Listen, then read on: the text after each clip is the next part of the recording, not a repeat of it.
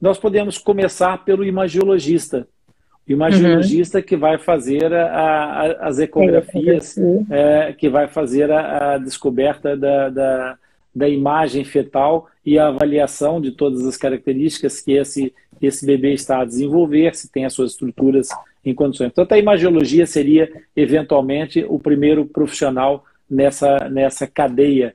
Depois, obviamente, o obstetra e o ginecologista, que terão que acompanhar o caso da Alexandra Matias, que está conosco nessa empreitada maravilhosa, que faz exatamente esse trabalho brilhante de ajudar a orientar as mães e os pais nessa fase pré-natal até o nascimento da criança.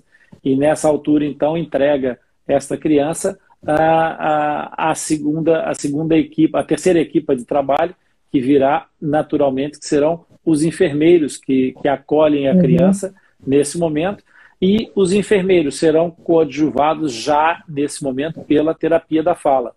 Se nós formos muito, como é que eu vou chamar isso, muito objetivo, específicos, nós poderíamos considerar que os pais, durante a gestação, já deveriam ter sido acompanhados por medicina dentária na área da prevenção e da preparação pré-natal e neonatal.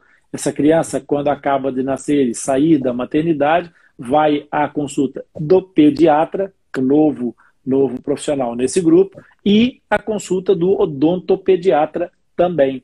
E nesse Uhum. caso, vai fazer a consulta neonatal para fazer as avaliações necessárias. Então, já temos aqui o odontopediatra e o pediatra como elementos importantes. Uhum. Ainda muito naquela região neonatal, nós vamos encontrar também o otorrino, que vai providenciar o rastreio auditivo neonatal, portanto, o rastreio universal para a detecção de alguma deficiência auditiva. Portanto, o otorrinolaringologista já vai estar aí nessa primeira fase. E, obviamente, que a seguir a esse processo, nós vamos provavelmente precisar, dependendo do desgaste promovido durante o período gestacional, dependendo do diagnóstico prévio ou não que tenha acontecido, nós vamos ter a entrada aqui, eventualmente, de uma equipe de psicólogos. Os psicólogos que podem atender naturalmente essas famílias, que podem apoiar esses pais e dar um primeiro suporte antes mesmo de chegar à fase de atuar sobre a criança.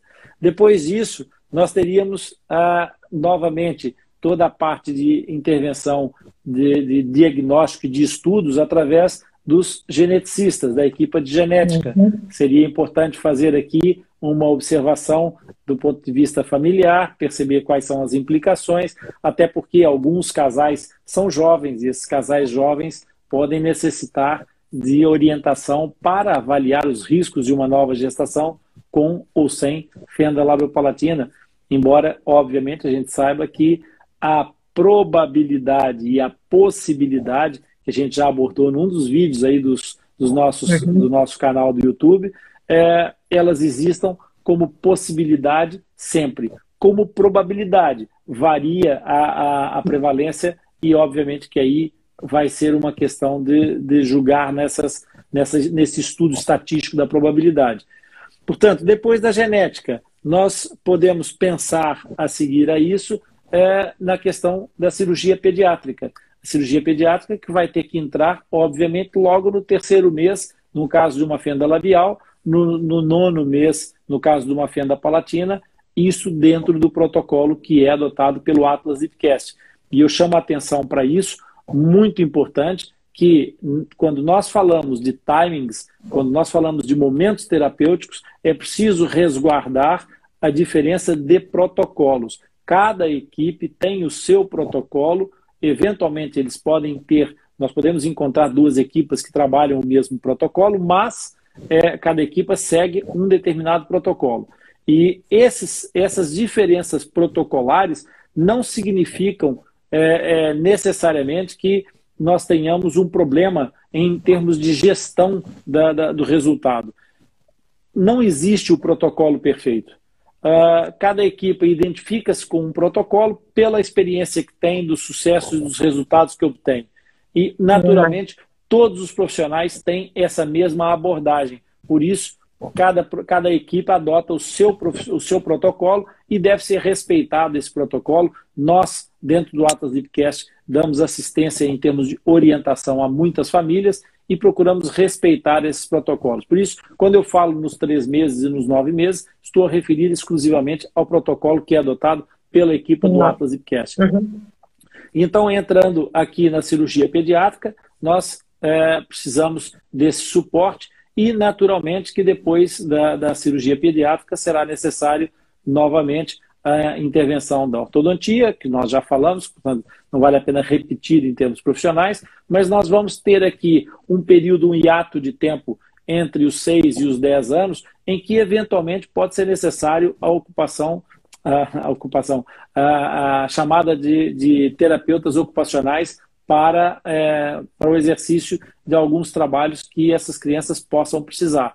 Então, aqui também é um outro técnico que poderá ser importante no desenvolvimento do processo de aquisição de competências dessas crianças.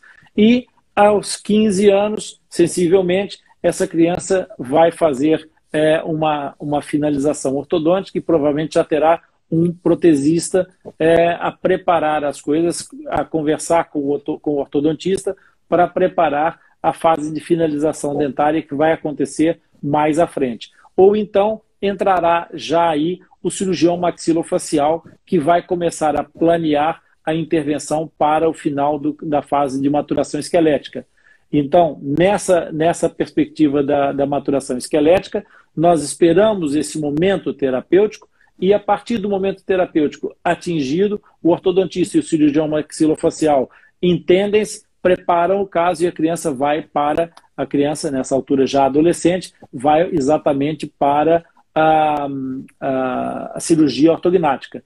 E no final desse processo, obviamente, haverá lugar a cereja no topo do bolo, em que a otorrino, do ponto de vista da plástica, da otorrinolaringologia, da plástica facial, poderá fazer a rinoplastia, corrigindo esse processo.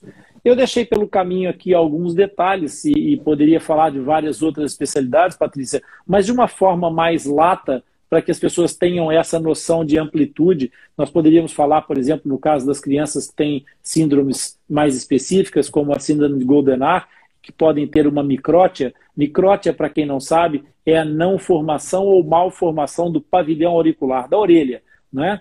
Então, essas malformações podem ser alvo de correção e terão alguns timings mais interessantes para se fazer esse tipo de intervenção. Portanto, há aqui uma sequência de outras terapias que nós poderíamos chamar e poderíamos lançar mão para poder complementar o pacote terapêutico dessas crianças.